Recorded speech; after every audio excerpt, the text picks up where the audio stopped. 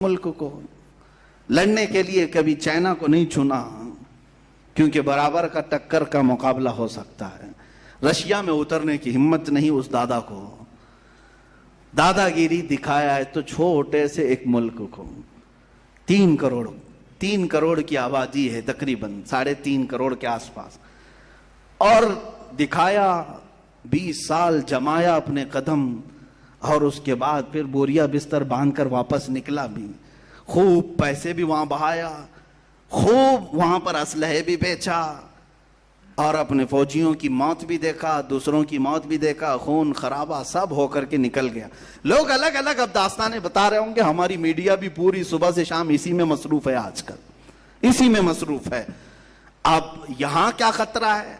الحمدللہ میں محسوس کرتا ہوں, میں بطور مسلمان یہ ضرور کہوں گا کہ ہندوستان کو کوئی خطرہ نہیں ہوگا انشاءاللہ. ہم زندہ ہیں, ہم اس ملک کی حفاظت ضرور کریں گے. ان بھگوا لوگوں کی طرح سے نہیں ہے جو صرف اور صرف چیخنے اور چلانے والے ہیں. خون کی ضرورت پیش آئی انشاءاللہ پیش کریں گے, بزدلی نہیں آئے گی. لیکن بات تجزیے کی کہہ رہا ہوں, چھوٹا ملک بہت بڑی طاقت, مقابلہ سمجھ میں نہیں آتا. اور خود اکیلا بھی نہیں, نیٹو فوجیں پوری لے کر تقریباً 40 کنٹریز کی فوجیں لے کر کے اتر رہے ہیں. مارا بھی, توڑا بھی, ختم بھی کیا. 20 سال کے بعد حاصل کیا ہوا پتہ نہیں چل رہا ابھی تک. بھائی دوسری جنگیں پیٹرول چرانے کے لیے, تیل چرانے کے لیے ہوئی, یہاں کیا چرانے کے لیے آئے تھے؟ کبھی آپ نے سوچا یہاں کیا چرانے آئے تھے؟ عراق میں تو سمجھ میں آتا ہے کہ زبردستی نافذ کر کے وہاں سے پورا تیل چرا کے لے گئے. دوسری جگہوں پر اپنی قوت جمانے. یہاں کیا تھا تمہارا, کیا تکلیف کیا تھی؟ میں آپ کو راز بتا دوں. وہ بہت بڑا سپر پاور, وہ بہت بڑی طاقت, اور ایک بہت چھوٹا سا ملک. تکلیف کس بات کی؟ بہانہ تو بنایا تھا القاعدہ کا, خیر ٹھیک ہے. اچھا ایک بات یہ بھی آپ کو میں بتاؤں, تاریخ میں پیچھے جائیے تھوڑے 6-7 سال پہلے, بلکہ یہ جنگ شروع ہوئی 2001 میں. کس بات پر؟ کہ ابن لادن کو ہمارے حوالے کرو. انہوں نے منع کیا, یہی ایک وجہ تھی جنگ کی. بن لادن کو ہمارے حوالے کرو, ہمارے حوالے کرو. امریکہ اتر پڑا, مارا. 14 سال کے بعد پتہ چلتا ہے کہ وہ تو پاکستان میں تھا. کہاں مارا گیا بن لادن؟ ان کی رپورٹ کے مطابق, مجھے نہیں معلوم کہاں مارا گیا. پاکستان میں مارا گیا. تو پھر افغانستان میں کس کے لیے لڑ رہے تھے؟ اگر وہ وہاں بیٹھا تھا تو افغانستان میں کیوں لڑے؟ مر گیا بن لادن تو پھر 6 سال تک کیوں بیٹھے رہے؟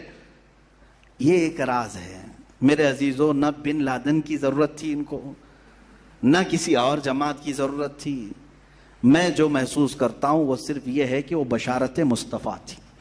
میرے آقا صلی اللہ تعالیٰ علیہ وسلم کی ایک حدیث ہے, ہو سکتا ہے مسلمان زیادہ پڑھتے نہیں لیکن دوسروں کی پوری نظر ہے.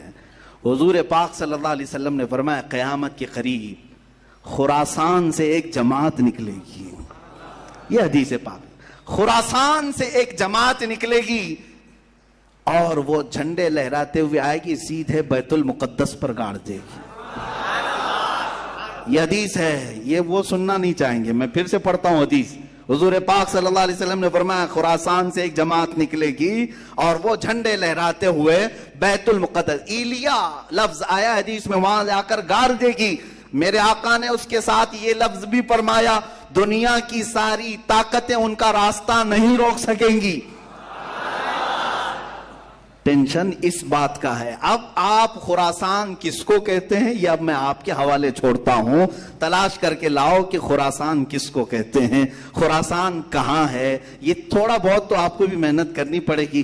پورا میں کھل کر کے بولوں تو بہت سارے لوگوں کو پھر تکلیف ہو جائے گی کہ اچھا خراسان کی یہ حدیث پھر سے آپ اسی پر فٹ کر رہے ہیں. نہیں, میں تو حضور کی حدیث سنا رہا ہوں کہ خراسان سے ایک جماعت نکلے گی. یہی ڈر تھا بڑی طاقت کو کہ وہاں سے کوئی جماعت نہ نکلے جو اسرائیل کے تک آ سکے, جو بیت المقدس تک آ سکے. اپنی ناجائز اولاد کو بچانا تھا, اس لیے کہ وہاں سے کوئی آنے والا یا اٹھنے والا دکھے تو بار بار حملے کیے جائیں گے. تم 1000 حملے کر لو لیکن فرمان مصطفیٰ ہو کر رہے گا.